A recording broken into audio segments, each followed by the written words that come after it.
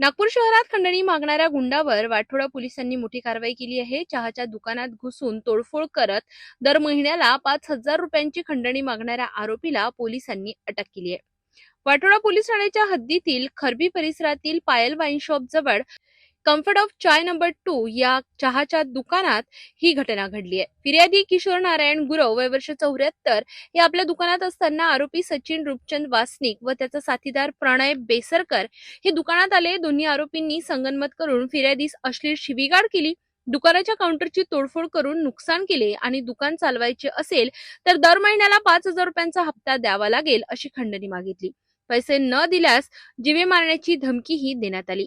या प्रकरणी फिर्यादी यांनी दिलेल्या तक्रारीवरून वाठोडा पोलिसांनी भारतीय न्याय संहितेच्या कलमांन्वये गुन्हा दाखल केला। त्यानंतर पोलिसांनी तात्काळ तपास सुरू करून आरोपी सचिन वासनिक याला अटक केली असून दुसऱ्या आरोपीचा शोध सुरू आहे।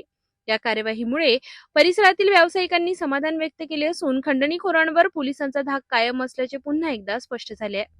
सदर आरोपी याने फिर्यादी किशोर नारायण गुरव यांच्या दुकानावरती जाऊन लाठी त्याच्या काउंटरवरती मारून त्यास महिन्या 5,000 रुपये मला हप्ता पाहिजे, नाहीतर मी तुला जीवानीशी मारून आणि अशी म्हणून अश्लील शिवीगाळ करून तो व त्याचा मित्र सोबत होते।